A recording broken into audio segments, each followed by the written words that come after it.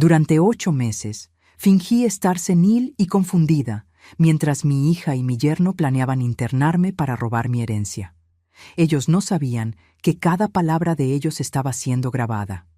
El día de mi cumpleaños número 75, revelé la verdad ante todos, y lo que pasó después los dejó en la más absoluta miseria. Deja en los comentarios desde qué país nos estás viendo. Nos encanta saber de dónde viene nuestra familia. Todo empezó aquella mañana de martes, cuando desperté en el hospital y me di cuenta de que mi vida nunca volvería a ser la misma. Acababa de sufrir un pequeño derrame.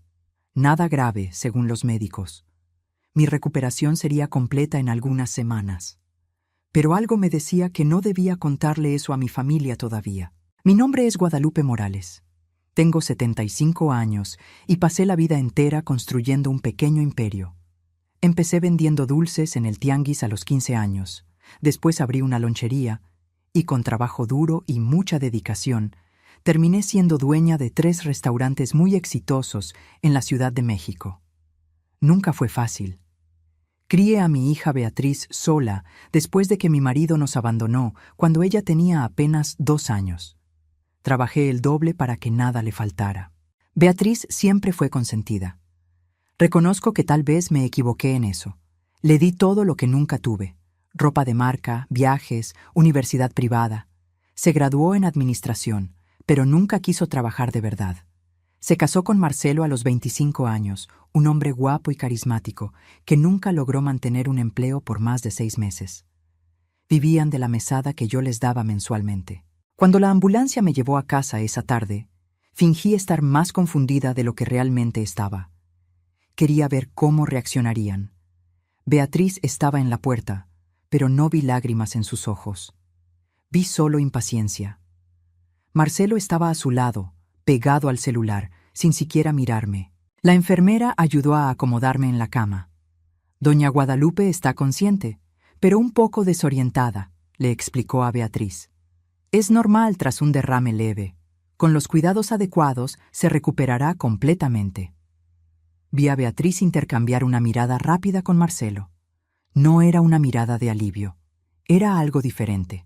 Algo que me dejó con un nudo en el estómago. ¿Cuánto tiempo para que esté normal de nuevo?, preguntó Beatriz con una frialdad que nunca había notado antes. Difícil decirlo.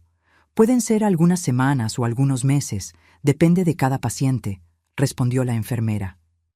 En ese momento decidí que iba a fingir estar peor de lo que estaba.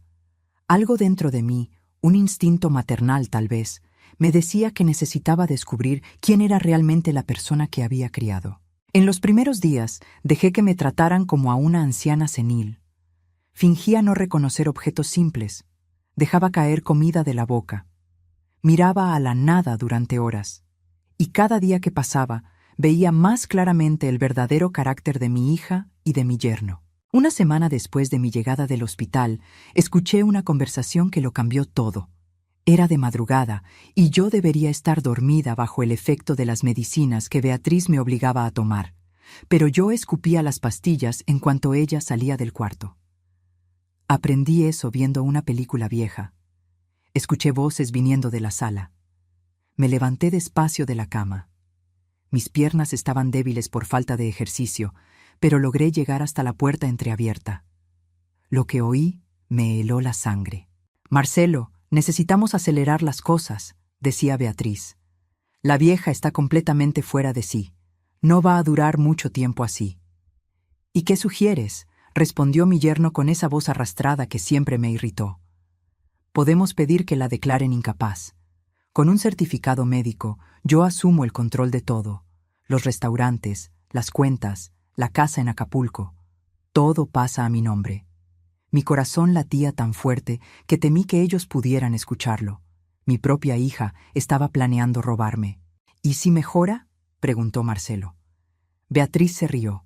Fue una risa fría que nunca había escuchado antes. «¿Ya viste cómo está?», babeando, mirando las paredes. «Los médicos dijeron que puede ser permanente, y aunque no lo sea, ¿quién le va a creer? Vamos a tener todos los documentos legales. Estará internada en algún lugar donde no pueda causar problemas». Volví a la cama temblando. No de miedo, sino de coraje. Un coraje frío y calculado que no sentía hace mucho tiempo. En ese momento, Guadalupe Morales, la empresaria que construyó todo desde cero, decidió entrar en guerra. Pero necesitaba ayuda.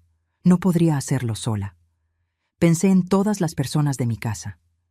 Beatriz había despedido a casi todos los empleados, diciendo que era para ahorrar. Solo quedaba doña Rosa, mi cocinera de hace 15 años. Rosa siempre fue leal.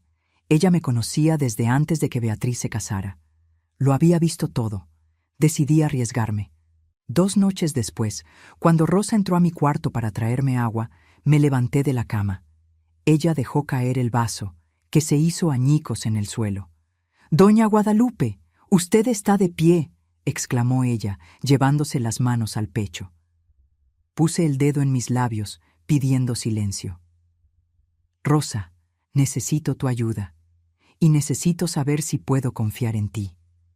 Ella asintió rápidamente, con lágrimas en los ojos. «Siempre, doña Guadalupe, siempre». Le conté todo lo que había escuchado. Vi el coraje crecer en sus ojos. Rosa tenía una hija de la edad de Beatriz y siempre la había tratado como si fuera su segunda hija. «¿Qué quiere que haga?», preguntó ella. «Necesito que compres un celular sencillo y una grabadora pequeña. Aquí está el dinero», dije, entregándole unos billetes que había escondido en el bolsillo de mi bata. «Nadie puede saberlo, y necesito que seas mis ojos y oídos cuando yo no pueda estar presente». Rosa guardó el dinero y asintió. «Cuente conmigo, doña Guadalupe. Esa muchacha no merece todo lo que usted hizo por ella». A partir de ese día, empecé a armar mi plan. Durante el día, yo era la anciana confundida e indefensa. Pero durante la noche, cuando todos dormían, hacía ejercicio en el cuarto, caminaba en silencio, mantenía mi mente ágil leyendo los periódicos que Rosa me traía a escondidas. Los días siguientes fueron una tortura. No por la condición fingida, sino por tener que ver quién era mi hija realmente. Me trataba con un descuido que me partía el corazón. La comida que me servía estaba fría y desabrida. Las medicinas me las daba con brusquedad.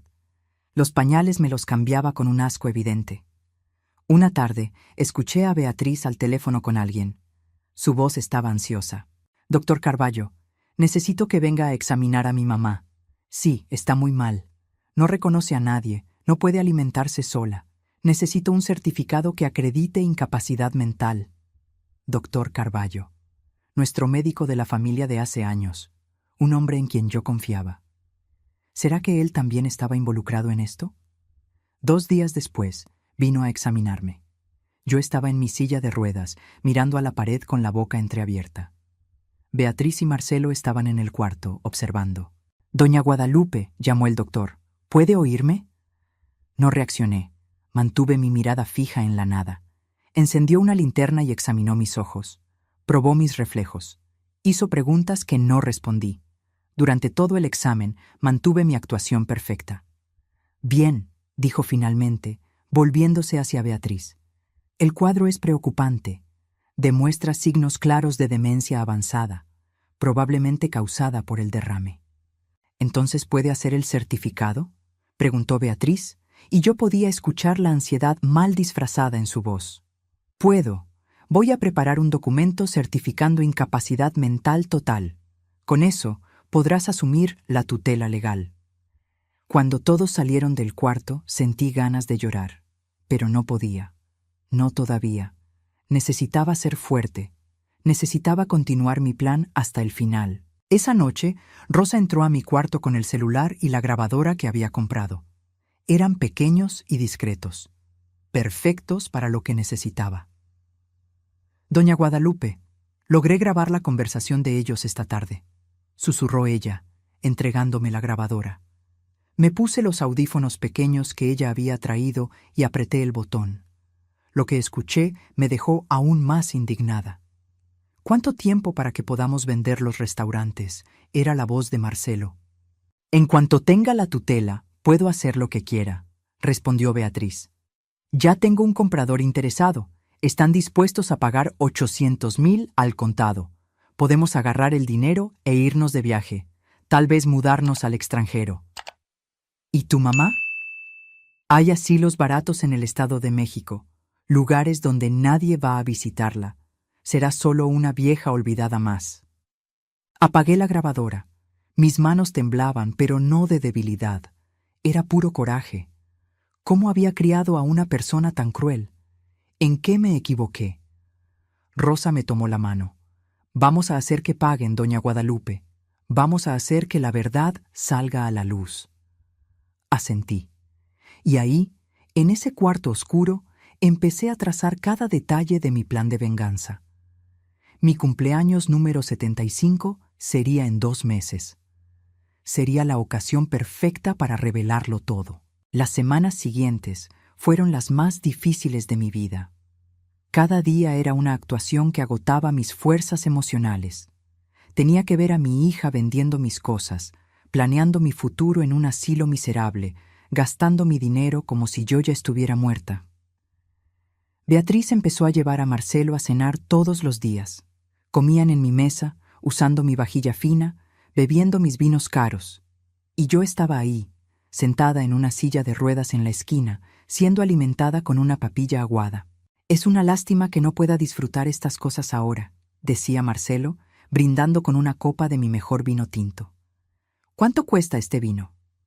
«500 pesos la botella», respondía Beatriz con naturalidad. «Pero ella no lo va a extrañar. Mírala, ni sabe dónde está». Yo apretaba los dientes bajo mi máscara de confusión. La pequeña grabadora estaba escondida en el bolsillo de mi bata, capturando cada palabra. Rosa hacía su parte perfectamente. Ella observaba todo, me contaba conversaciones que yo no podía oír, y discretamente fotografiaba documentos que Beatriz dejaba regados por el despacho. Fue Rosa quien descubrió que Beatriz ya había falsificado mi firma en algunos documentos. Había practicado durante semanas, copiando mi letra en papeles que después quemaba. Pero Rosa logró rescatar uno de esos papeles de la basura antes de que fuera desechado. «Esto es un delito», susurró Rosa una noche, mostrándome el papel. «Esto amerita cárcel, doña Guadalupe». «Lo sé», respondí, «y vamos a usar eso en el momento justo». Pero no eran solo Beatriz y Marcelo. Descubrí que había más personas involucradas en esta conspiración. El doctor Carballo recibía sobornos para elaborar certificados falsos. El abogado que Beatriz había contratado, un tal Roberto Silva, era especialista en casos de tutela y estaba ayudando a preparar toda la documentación fraudulenta. Una tarde, mientras fingían que yo estaba dormida después de comer, se reunieron en la sala para discutir los detalles finales.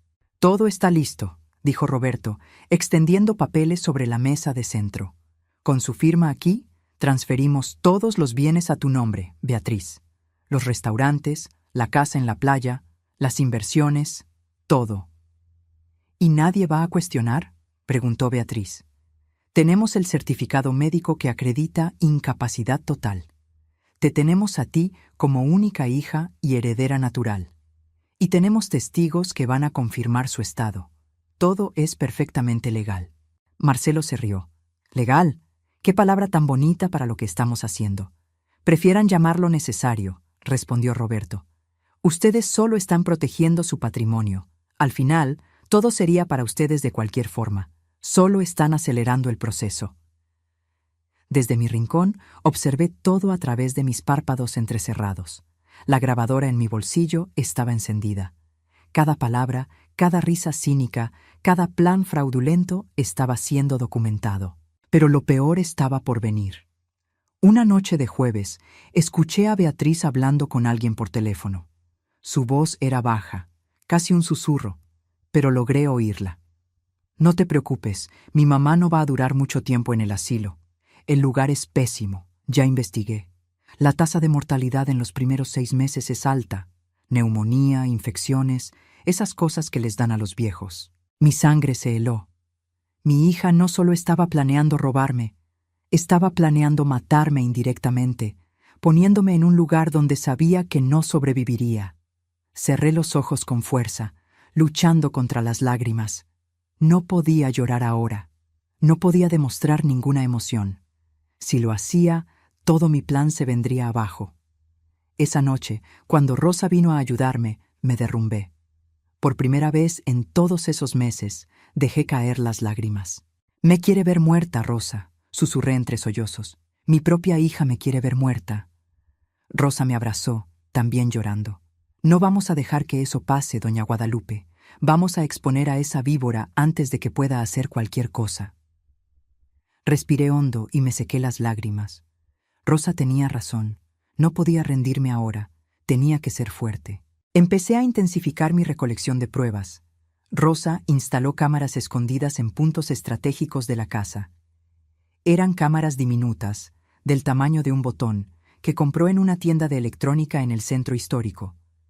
Pusimos una en la sala, otra en el despacho y una tercera en la cocina. Las imágenes que capturamos fueron devastadoras. Vimos a Beatriz practicando mi firma repetidamente. Vimos a Marcelo entrando a mi despacho y fotografiando documentos confidenciales de los restaurantes. Vimos a los dos brindando y riendo mientras planeaban mi internamiento. Pero necesitaba más.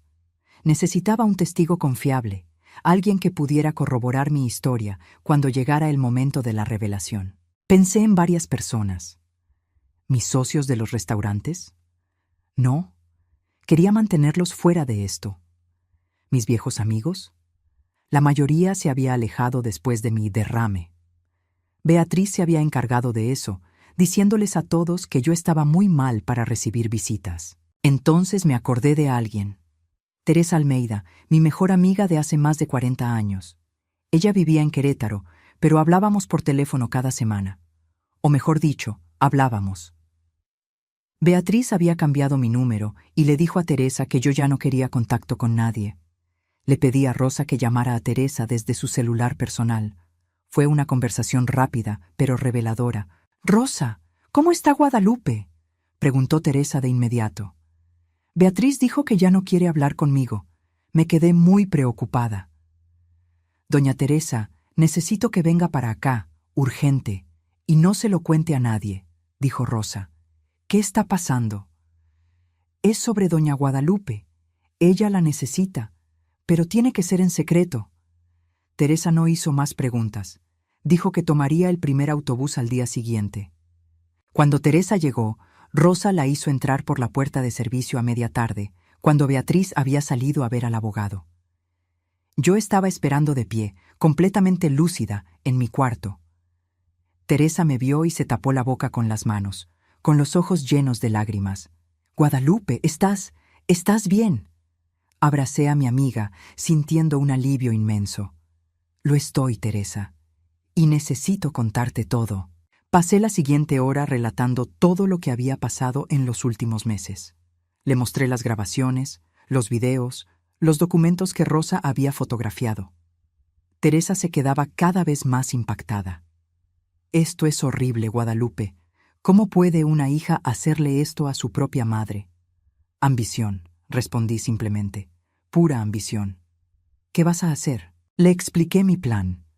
El cumpleaños número 75, la fiesta que Beatriz estaba organizando, no por amor, sino para guardar las apariencias ante la sociedad. Sería en esa fiesta donde yo lo revelaría todo. «Voy a necesitar que estés ahí», le dije a Teresa, «como testigo, como prueba de que estoy lúcida y sana». Teresa me tomó las manos. «Cuenta conmigo. Pero Guadalupe, ¿estás segura? Exponer a tu hija así puede ir a la cárcel». «Lo sé», respondí, y mi voz era firme. «Y se lo merece, no solo por lo que me hizo, sino por lo que planeaba hacer. Me iba a matar, Teresa, no directamente, pero me iba a meter en un lugar donde sabía que moriría». Teresa asintió, con las lágrimas rodando por su cara. «Entonces hagámoslo. Vamos a mostrarle la verdad a todo el mundo». Antes de que Teresa se fuera, todavía por la entrada de servicio, me abrazó fuerte.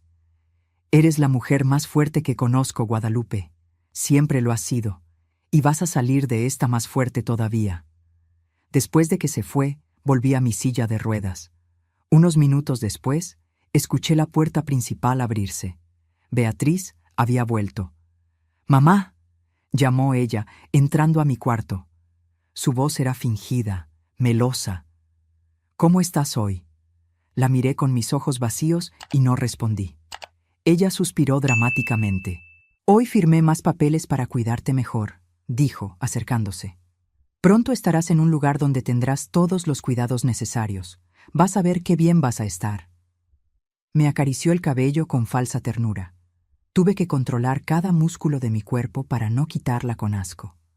«Tu cumpleaños es en 2 semanas», continuó ella. «Voy a hacer una fiesta linda. Todos tus amigos van a estar ahí. Será una celebración maravillosa de tu vida». Lo que ella no sabía era que esa fiesta sí sería una celebración, pero no de la manera que ella imaginaba. Sería la celebración de la justicia.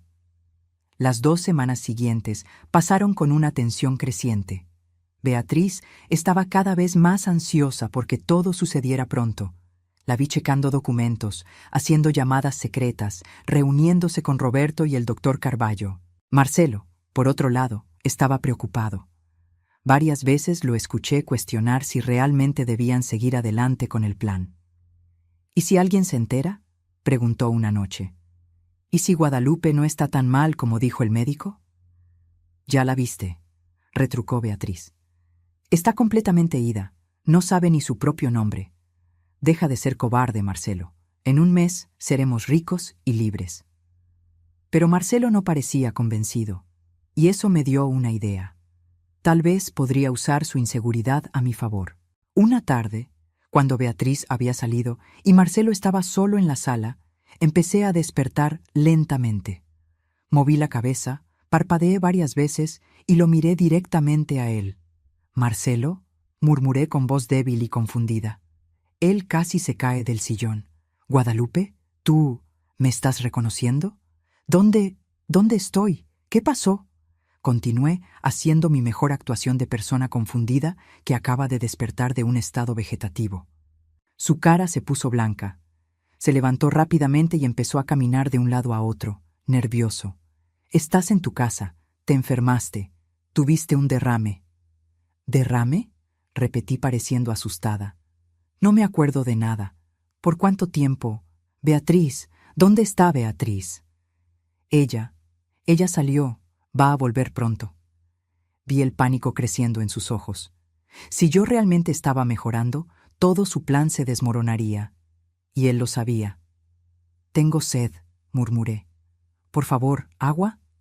Corrió a la cocina y volvió con un vaso de agua. Sus manos temblaban tanto que tiró un poco en el camino. Tomé pequeños tragos, observándolo de reojo. Entonces, lentamente dejé que mis párpados cayeran de nuevo. Mi cabeza se ladeó y volví a mi estado vegetativo. Marcelo se quedó ahí parado, mirándome por largos minutos. Luego agarró el celular y llamó a Beatriz. Despertó, susurró urgentemente. Me reconoció. Dijo mi nombre. Escuché la voz aguda de Beatriz respondiendo algo del otro lado de la línea, pero no pude distinguir las palabras. «Ya sé que dijimos eso. ¿Pero y si realmente está mejorando? ¿Y si el médico se equivocó?», continuó Marcelo, cada vez más nervioso. Más charla amortiguada del otro lado. Ok, sí, le voy a subir a la dosis de las medicinas. Pero Beatriz, no sé si pueda... Esto se está poniendo muy pesado». Cuando colgó, podía sentir la tensión emanando de él. Sembrar esa semilla de duda había funcionado perfectamente. Ahora Marcelo estaba aún más inseguro, y la gente insegura comete errores. Esa noche, como prometió, intentó darme una dosis más fuerte de sedantes, pero yo ya estaba lista. Cuando se volteó para agarrar agua, escupí rápido las pastillas en mi mano y las escondí entre el colchón y la base de la cama. «Listo», dijo él, más para sí mismo que para mí. «Ahora vas a dormir bien profundo, sin más sorpresas». Pero las sorpresas apenas comenzaban, para él. Los preparativos para la fiesta siguieron. Beatriz contrató a una empresa de eventos, encargó un pastel enorme, mandó invitaciones a decenas de personas. Quería que todos vieran qué hija tan dedicada era, cuidando a su madre enferma. Una semana antes de la fiesta, llevó a unas amigas de ella a la casa. Quería presumirles cómo había decorado todo, cómo estaba organizando cada detalle. «Miren qué bonito», decía ella, mostrando las flores que había elegido. «También voy a hacer un video de homenaje, con fotos viejas de mi mamá. Va a ser muy emotivo». Las amigas hacían comentarios halagadores, diciendo que Beatriz era una hija maravillosa. Si supieran la verdad. Pasaron junto a mí sin verme realmente. Era como si yo fuera parte de los muebles. Una cosa vieja y rota en la esquina de la sala.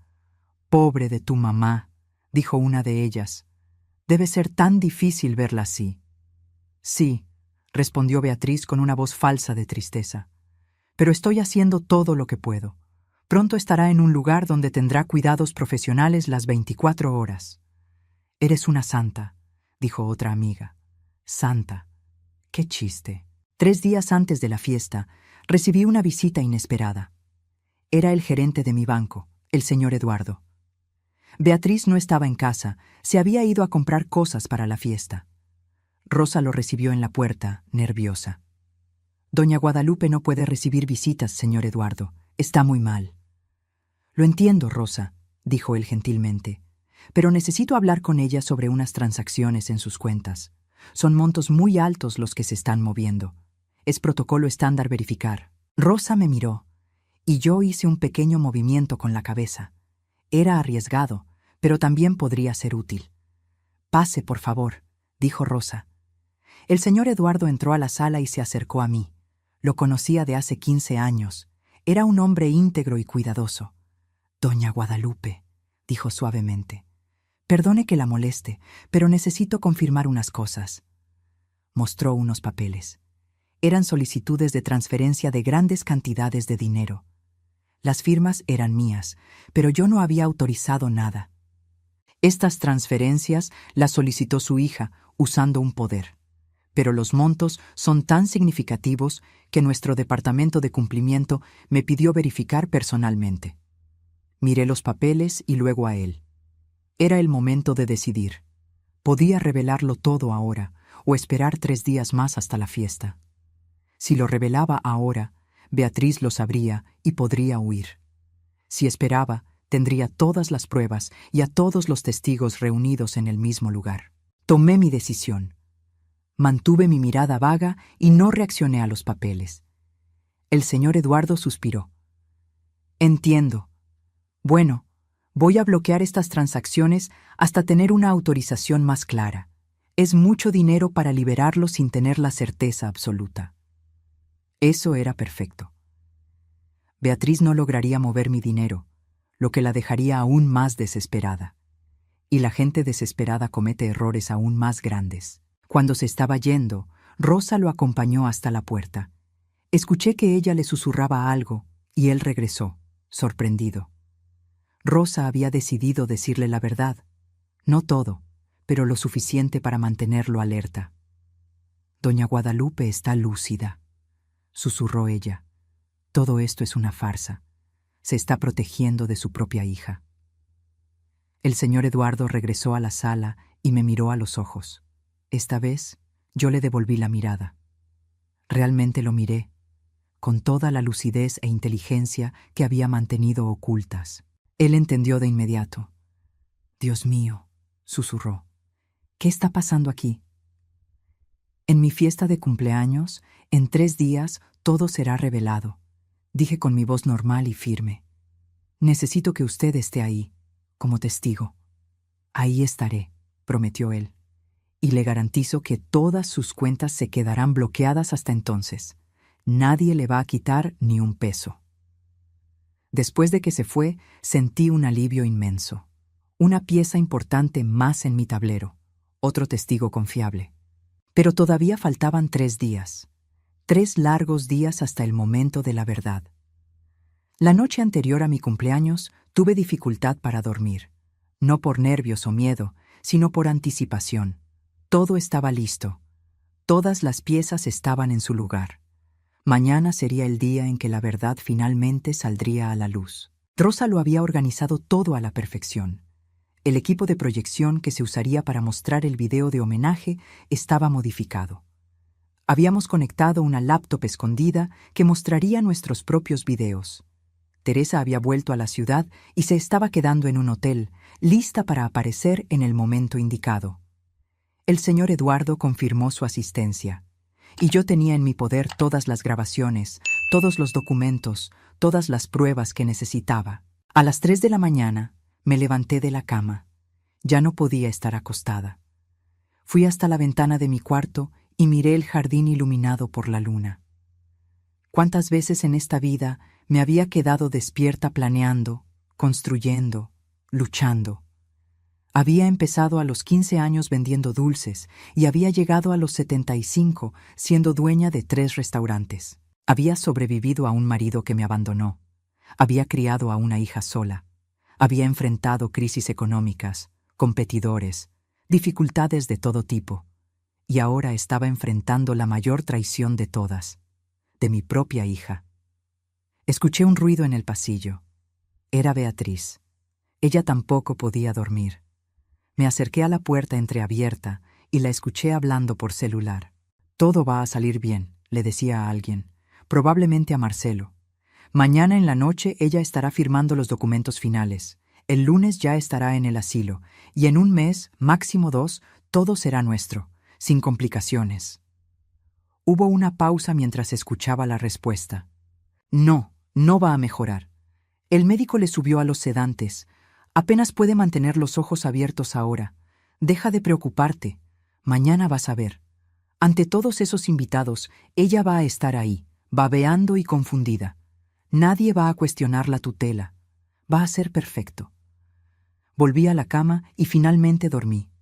Un sueño profundo y tranquilo. Estaba en paz con lo que iba a hacer. La mañana de mi cumpleaños, Beatriz entró a mi cuarto más temprano de lo normal. Parecía ansiosa, pero también emocionada. «Buenos días, mamá», dijo con esa voz falsa y dulce. «Hoy es un día especial, tu cumpleaños. Vamos a hacer que quedes hermosa». Había contratado a una peluquera y una maquillista. Llegaron como a las 9 de la mañana y pasaron 1 hora arreglándome. Me lavaron y peinaron el cabello, me maquillaron, me pusieron un vestido elegante que Beatriz había comprado. «Está hermosa», dijo la maquillista cuando terminó. «No parece tener 75 años». «Lástima que ella no lo sabe», murmuró Beatriz, pero luego sonrió falsamente. «Gracias, muchachas. Pueden irse. La fiesta empieza a las 6 de la tarde». Cuando se fueron, Beatriz me llevó hasta el espejo grande del pasillo. Era la primera vez en meses que me veía. Me quedé sorprendida. Sí, estaba más flaca, tenía ojeras, pero mis ojos todavía tenían ese brillo de determinación. La maquillista había hecho un buen trabajo escondiéndolas, pero yo sabía que estaban ahí. «Vamos a bajar», dijo Beatriz empujándome en la silla de ruedas. «La gente de la fiesta va a empezar a llegar para preparar todo». El día pasó en un ajetreo de gente entrando y saliendo, decoradores trayendo flores, la gente del banquete organizando la comida, músicos probando sus instrumentos. Y yo estaba ahí, en mi rincón, observándolo todo. Rosa pasó junto a mí varias veces, haciéndome pequeñas señas para asegurarme de que todo estaba conforme a lo planeado. La laptop estaba conectada, los archivos estaban listos, los testigos estaban avisados. A las 5:30 de la tarde, los primeros invitados empezaron a llegar. Eran como 50 personas. Mis socios de los restaurantes, algunos viejos amigos, conocidos de la sociedad, gente que Beatriz había invitado para guardar las apariencias. Todos pasaban junto a mí, saludando, diciendo palabras amables que yo no respondía. Algunos parecían genuinamente tristes al ver mi estado. Otros solo cumplían con el protocolo social. A las 6 en punto, Beatriz se subió a un pequeño escenario que habían montado en la sala. Estaba radiante, usando un vestido rojo caro y las joyas que le había robado a la caja fuerte de mi difunta madre. «Buenas noches a todos», empezó ella con una sonrisa amplia. «Gracias por venir a celebrar los 75 años de mi mamá. Sé que ella estaría muy feliz si pudiera expresarlo». Hubo murmullos de simpatía del público. «Como todos saben», continuó Beatriz, «mi mamá sufrió un derrame hace unos meses y lamentablemente no se recuperó como esperábamos. Pero aquí estoy yo, dedicando mi vida a cuidarla, garantizando que tenga todo el confort y el cuidado que se merece. Mentiras. Todo mentiras. Preparé un video especial en homenaje a ella, dijo Beatriz, haciéndole una seña al operador de la proyección. Un tributo a la vida increíble que construyó.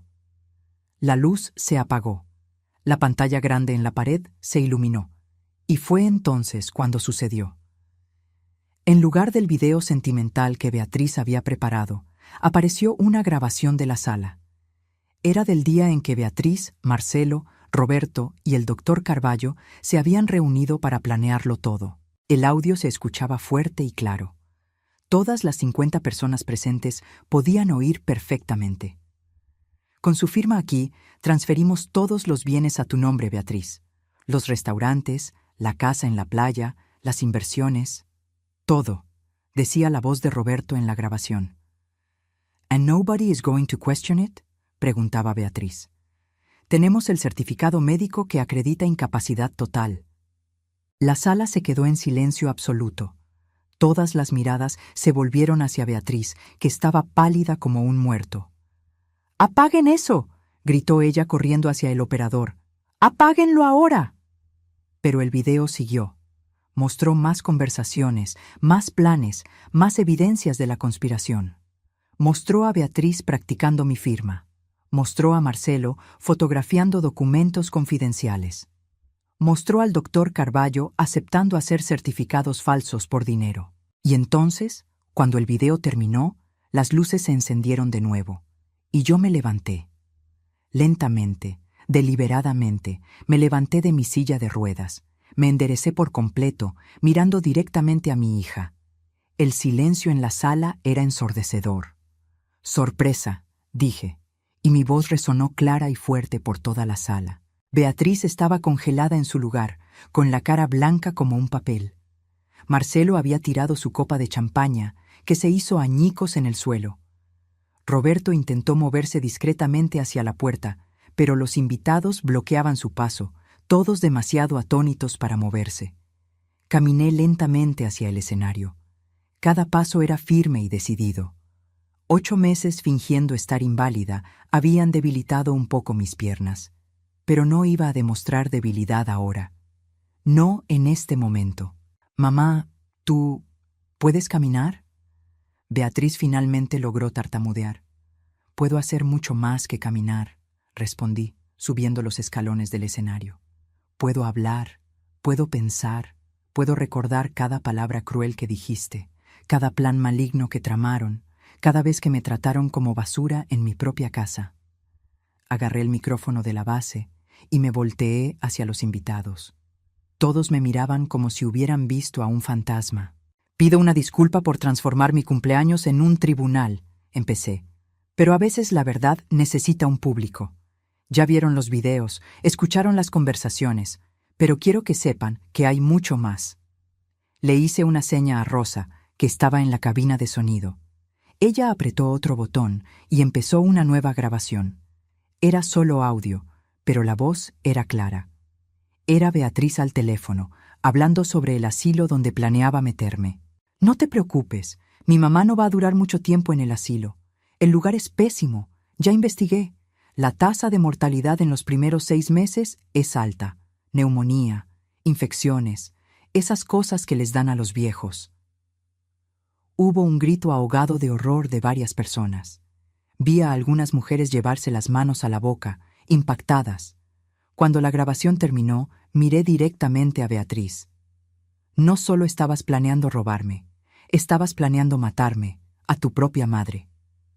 «No fue eso lo que quise decir», gritó Beatriz, finalmente reaccionando. «Estás sacando todo de contexto. Yo solo estaba preocupada». «¿Preocupada?», repetí, mi voz ganando fuerza. «Estabas preocupada por cuánto tiempo tardaría en morirme para que pudieras quedarte con todo el dinero».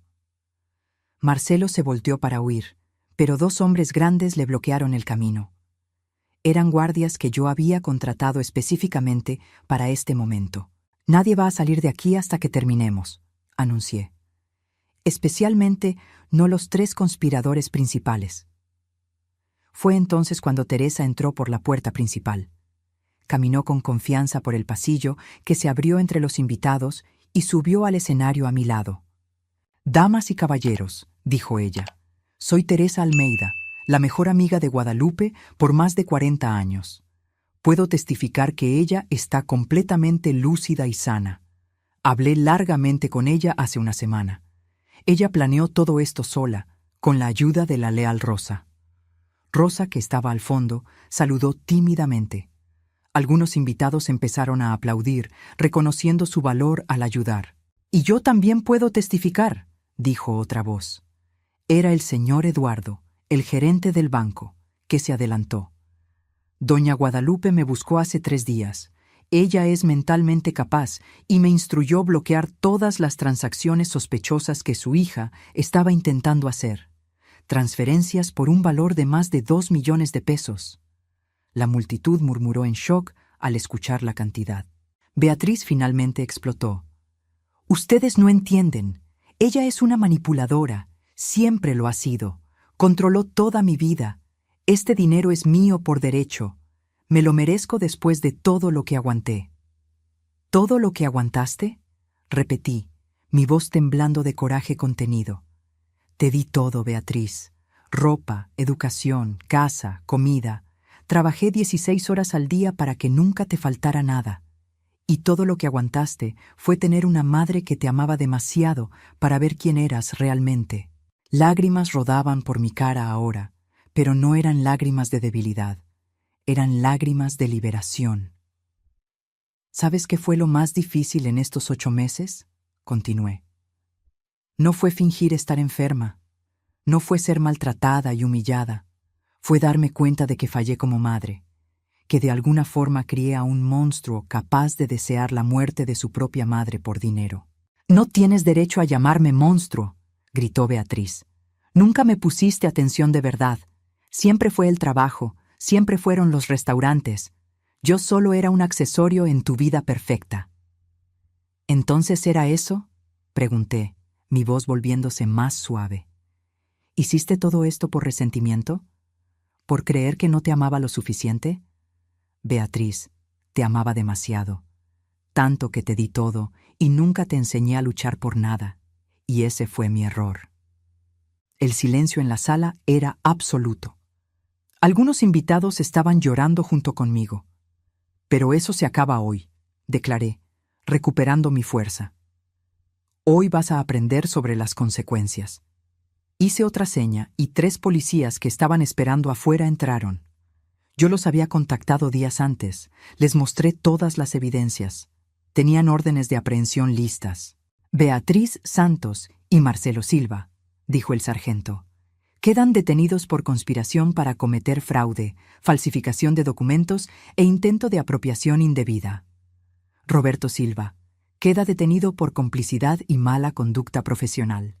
Doctor Carballo, usted también queda detenido por falsificación de certificados médicos». El caos se instaló. Beatriz intentó correr, pero los guardias la sujetaron. Marcelo empezó a llorar, suplicando perdón. Roberto intentó argumentar que todo era un malentendido. El doctor Carballo se quedó en silencio, sabiendo que no había defensa posible. Cuando los esposaron, Beatriz se volteó hacia mí una última vez. «Te vas a arrepentir de esto», dijo con veneno en la voz. «Soy tu hija, tu sangre. ¿Cómo puedes hacerme esto?». La miré con tristeza, pero también con determinación. «Exactamente porque eres mi hija, porque te amo demasiado para dejar que te transformes completamente en algo irreconocible. Tal vez en la cárcel aprendas el valor de las cosas que siempre tuviste gratis. Tal vez te conviertas en la persona que siempre quise que fueras. Te odio», escupió las palabras. «Lo sé», respondí calmadamente, «pero yo todavía te amo, y es por eso que voy a hacer lo correcto, aunque sea lo más difícil que he hecho jamás». Los policías se los llevaron. Beatriz gritando, Marcelo llorando, Roberto amenazando con demandas, el doctor Carballo en silencio resignado. Cuando la puerta se cerró tras ellos, me volteé hacia los invitados. «Pido disculpas de nuevo por transformar esta noche en un espectáculo, pero necesitaba que hubiera testigos, necesitaba que la verdad fuera pública. Una mujer en el público empezó a aplaudir, luego otra y otra. Pronto toda la sala estaba aplaudiendo. No era una celebración, era un reconocimiento. Reconocimiento al valor que había tomado hacer lo que hice. Teresa me abrazó en el escenario. Rosa subió y también me abrazó. Y ahí, rodeada de gente que realmente se preocupaba por mí, lloré todas las lágrimas que había guardado por 8 largos meses. La fiesta siguió, pero con un tono completamente diferente al planeado. En lugar de ser una celebración melancólica de una mujer que había perdido la cabeza, se convirtió en una celebración de la verdad y la justicia. La gente se me acercaba, no con lástima, sino con admiración. Conté mi historia repetidamente esa noche. Cada detalle de la farsa, cada momento difícil, cada decisión que tuve que tomar.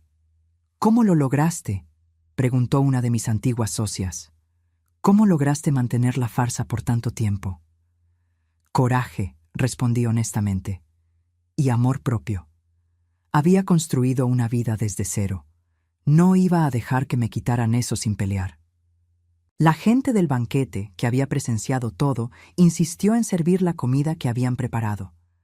«Usted se merece una fiesta de verdad», dijo el chef. Así que comimos, bebimos y platicamos. Teresa no se quitó de mi lado en toda la noche, y Rosa fue finalmente reconocida como la heroína que era.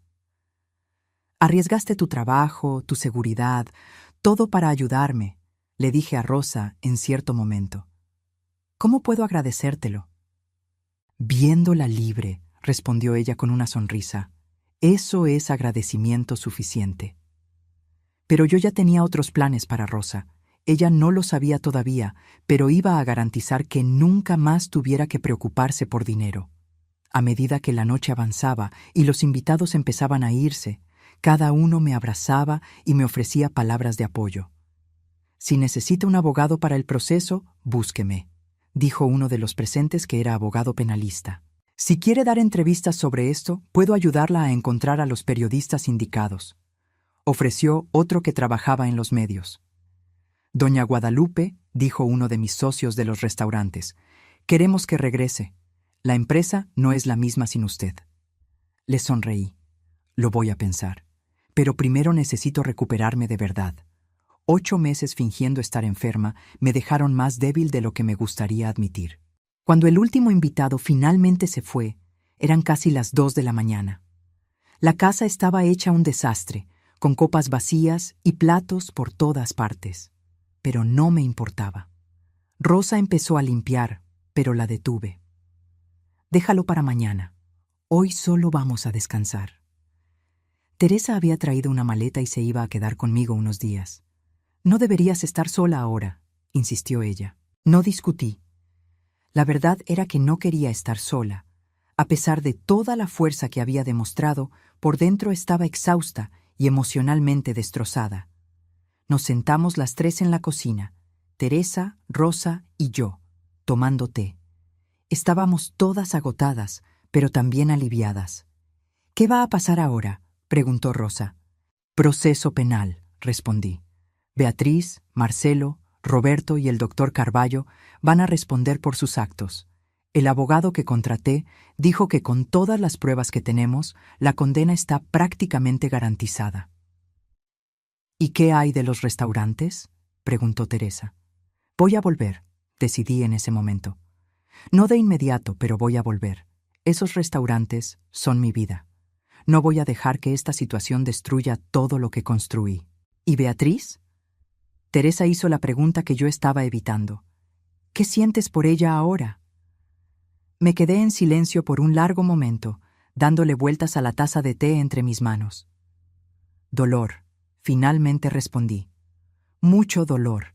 Es mi hija, la cargué, la crié, la amé, y descubrir que fue capaz de... esto es como una puñalada en el corazón». Las lágrimas empezaron a rodar de nuevo. Pero también siento coraje y decepción y una tristeza profunda porque sé que nuestra relación nunca volverá a ser la misma. Tal vez nunca vuelva a existir. Hiciste lo correcto, dijo Teresa tomándome la mano. Ella cruzó una línea que no se puede desandar, y tú la hiciste responsable. Eso no te hace una mala madre, te hace una madre fuerte. Asentí, pero el dolor seguía ahí. Sospechaba que siempre estaría ahí, pero el sueño no vino fácil. Seguí pensando en Beatriz, en la niña que había sido. Tan dulce cuando era chiquita, siempre riendo, siempre abrazándome. ¿Cuándo cambió eso? ¿En qué momento se transformó en alguien capaz de tanta maldad? ¿O siempre fue así, y yo simplemente no quise verlo? Esas preguntas me atormentarían por mucho tiempo, lo sabía, pero al menos ahora tenía la verdad. Y la verdad, por más dolorosa que fuera, era mejor que la mentira. Los días siguientes fueron un torbellino de actividad legal. El proceso contra Beatriz, Marcelo, Roberto y el doctor Carballo estaba en marcha. Mi abogado, el licenciado Fernando, un hombre serio y competente que conocía de hace años, se estaba encargando de todo. Tenemos un caso sólido, me aseguró durante una reunión en su despacho. Las evidencias son contundentes.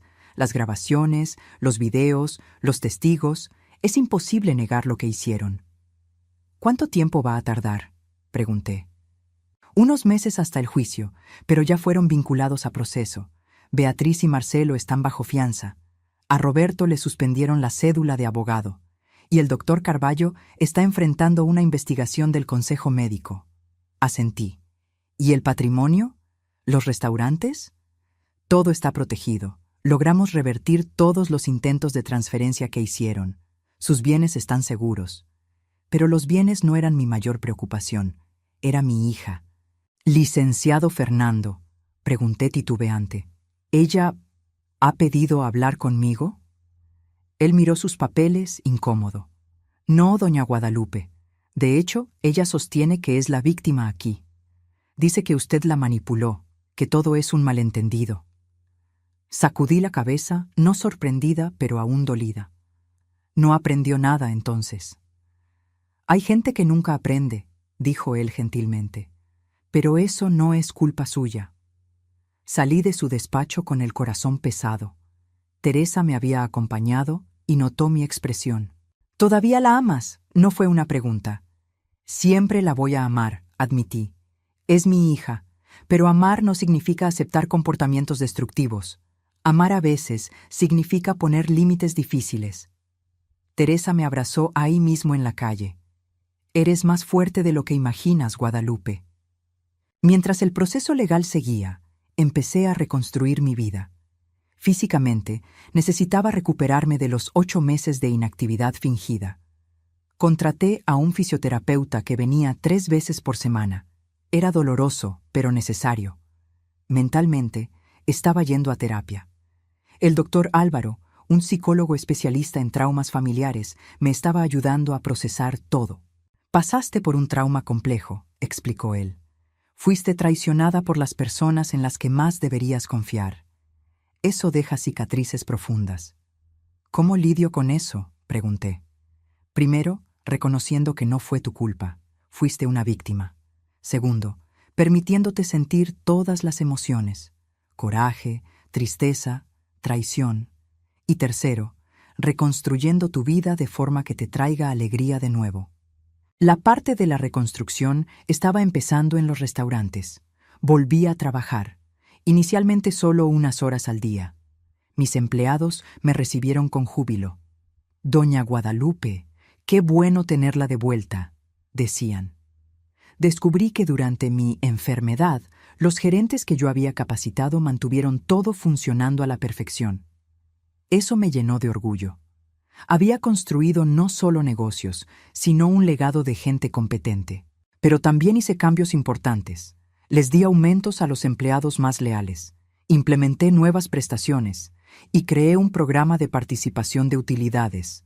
Si algo aprendí de esta situación, dije en una junta con todo el equipo, es que la familia no es solo la sangre.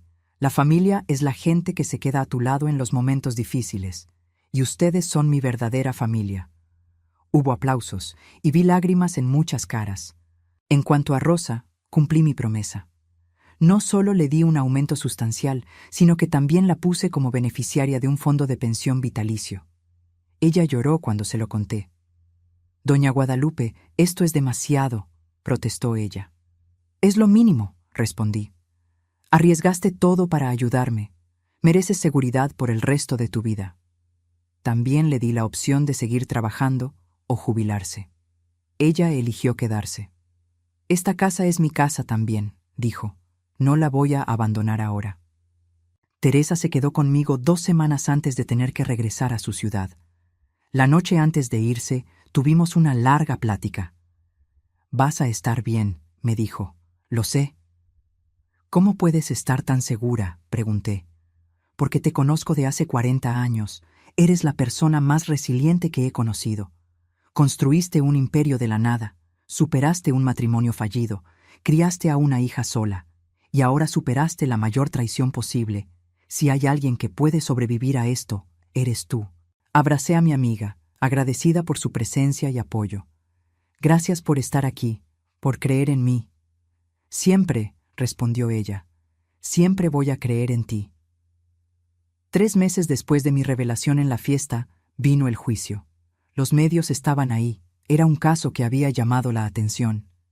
«Hija intenta robar a madre fingiendo que tenía demencia». Era el titular que aparecía en todos lados. Tuve que testificar. Fue difícil, pero necesario. Me senté en el banquillo de los testigos y conté mi historia una vez más. Cada detalle, cada emoción, cada momento de dolor. Miré a Beatriz mientras hablaba. Ella evitaba mi mirada, mirando hacia abajo o a su abogado. Había adelgazado, estaba pálida. Por primera vez en meses sentí un destello de compasión por ella. Pero luego recordé las grabaciones, los planes, la frialdad con la que planeaba mi muerte. Y la compasión se evaporó. El fiscal mostró todas las evidencias: los videos, las grabaciones de audio, los documentos falsificados. Era imposible negarlo. La defensa intentó argumentar que Beatriz estaba bajo la influencia de Marcelo, que ella también era una víctima. Pero los videos mostraban claramente que ella era la mente detrás de todo. El jurado deliberó solo 3 horas. El veredicto: culpable de todos los cargos. Beatriz fue sentenciada a 5 años de prisión, Marcelo a 4, Roberto a 3. Y al doctor Carballo le revocaron permanentemente su cédula médica, además de 2 años de cárcel. Cuando anunciaron la sentencia, escuché un sollozo. Era Beatriz, finalmente llorando. Parte de mí quería correr hacia ella, abrazarla, decirle que todo estaría bien. Era mi instinto maternal, todavía fuerte a pesar de todo. Pero la parte racional, la parte que había sobrevivido a los últimos meses, me mantuvo sentada. Esas eran las consecuencias de sus actos. Ella necesitaba enfrentarlas. 6 meses después del juicio, mi vida había encontrado una nueva normalidad. Los restaurantes estaban prosperando. Mi salud, tanto física como mental, estaba mejor. Y había encontrado una paz que no sentía hace años. Rosa seguía conmigo, más como compañera que como empleada. Contraté a otra persona para hacer las labores domésticas pesadas, y Rosa y yo pasábamos las tardes tomando té y platicando. Teresa me visitaba regularmente y me había reconectado con viejos amigos que Beatriz había alejado durante mi enfermedad. Un día recibí una carta desde la cárcel. Era de Beatriz. Mi primera reacción fue tirarla sin leerla, pero algo me detuvo. Con las manos temblando, abrí el sobre. «Mamá», empezaba la carta, «sé que no tengo derecho a pedir tu perdón. Sé que lo que hice es imperdonable, pero necesito intentar explicar, no para justificarme, sino para que entiendas». La carta seguía por varias páginas. Beatriz hablaba de sus resentimientos de la infancia, de sentirse descuidada porque yo trabajaba tanto, de la presión de vivir bajo la sombra de mi éxito. Hablaba de cómo conoció a Marcelo y cómo él influyó en ella, aunque admitía que las decisiones finales fueron de ella. «La cárcel me ha dado tiempo para reflexionar», escribía ella, «para realmente mirar en quién me convertí y quedarme horrorizada. Tú me diste todo, y yo lo tiré todo a la basura. Más que eso, intenté destruirte. A mi propia madre. No espero perdón, no espero que quieras verme o hablar conmigo otra vez, pero necesitaba que supieras que me estoy arrepintiendo, verdaderamente arrepintiendo. Y si pudiera regresar el tiempo, dejé de leer, con lágrimas rodando por mi cara. Parte de mí quería creerle, quería verlo como una señal de cambio genuino, pero otra parte era escéptica, recordando todas las veces que me había mentido antes. Le mostré la carta al doctor Álvaro en nuestra siguiente sesión. «¿Qué piensas?», preguntó él. «¿Es genuina?». «No lo sé», admití. «Quiero creer que sí, pero tengo miedo de que me engañen otra vez». «¿Qué quieres hacer?», preguntó él. Lo pensé por un largo momento. Quiero responder, pero poniendo límites claros. Ella necesita saber que el perdón, si es que sucede, va a ser un proceso largo, y que reconstruir la confianza va a tomar años, si es que es posible. Así que escribí mi respuesta. Fue honesta y directa. «Beatriz, recibí tu carta. Parte de mí quiere creer en tu arrepentimiento, pero la confianza que destruiste no se reconstruye con palabras, se reconstruye con actos a lo largo del tiempo. Cuando salgas de la cárcel, si todavía quieres una relación conmigo, tendremos que empezar de cero, como dos extrañas aprendiendo a conocerse. Porque la hija que crié y la mujer en la que te convertiste son dos personas diferentes, y necesito saber cuál de ellas eres realmente». Mandé la carta y esperé. No sabía si recibiría respuesta, y honestamente no sabía si la quería. Pero algo cambió en mí después de escribir esa carta. Sentí una ligereza que no sentía antes, como si hubiera cerrado un capítulo doloroso y estuviera lista para el siguiente. Empecé a hacer cosas que nunca había hecho. Viajé a lugares que siempre quise conocer. Aprendí a pintar, algo que siempre me interesó pero nunca tuve tiempo. Hice nuevos amigos en una clase de yoga. «Estás radiante», comentó Teresa durante una de sus visitas. «Tienes algo diferente». «Estoy viviendo», respondí simplemente. «Por primera vez en mucho tiempo estoy viviendo de verdad, no solo sobreviviendo o trabajando».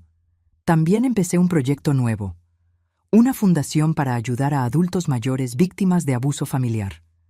Usé mi historia para concientizar sobre este problema que es más común de lo que la gente se imagina. «Muchos ancianos sufren en silencio», decía yo en las entrevistas. «Tienen miedo de denunciar a sus propios hijos, sienten vergüenza, pero el maltrato al adulto mayor es un delito y necesitamos hablar de eso». La fundación creció rápido. Ofrecíamos asistencia legal, apoyo psicológico y albergues temporales para ancianos en situación de riesgo. Ver que mi experiencia dolorosa podía ayudar a otros fue profundamente gratificante. Rosa se convirtió en la directora administrativa de la fundación. ¿Quién mejor para dirigir esto que alguien que lo presenció todo?, dije cuando le ofrecí el puesto. Un año después de la revelación en mi fiesta, hice otra celebración. Esta vez fue genuina. Rodeada de gente que realmente me amaba, celebré no mi cumpleaños, sino mi liberación. «Un brindis», dijo Teresa, levantando su copa. «Por Guadalupe, la mujer más fuerte que conocemos, que superó la mayor traición y salió más fuerte del otro lado». Todos brindaron y sentí una gratitud profunda, no por lo que pasé, sino por lo que aprendí, sobre la fuerza, sobre la resiliencia, sobre la importancia de elegir la verdad, aunque duela. 2 semanas después de esa celebración, recibí otra carta de Beatriz. Esta vez era más corta. «Mamá, gracias por responder. Tienes razón. Las palabras no son suficientes. Estoy yendo a terapia aquí en el penal, participando en grupos de apoyo, tratando de entender cómo me volví esta persona. Cuando salga, quiero ser alguien de quien puedas estar orgullosa, o al menos alguien que no te avergüence. ¿Puedo escribirte otra vez?». Esta vez respondí más rápido. «Puedes escribir, pero entiende que leer tus cartas no significa que te haya perdonado. Significa solo que estoy dispuesta a mantener una línea de comunicación abierta. El resto depende de ti». Y así empezó una correspondencia cautelosa entre nosotras. No era una reconciliación, tal vez nunca lo sea, pero era un comienzo. A medida que las estaciones cambiaban y la vida seguía, me di cuenta de algo importante. Había sido traicionada de la peor forma posible, pero no había sido destruida. De hecho, era más fuerte ahora que antes. Había descubierto quiénes eran mis verdaderos amigos. Había encontrado un propósito ayudando a otros. Había aprendido a vivir para mí, no solo para el trabajo o para mi familia. Y lo más importante, había aprendido que perdonar no significa olvidar o aceptar. Significa liberar el coraje que me estaba envenenando. Significa elegir seguir adelante, aunque cargue con las cicatrices.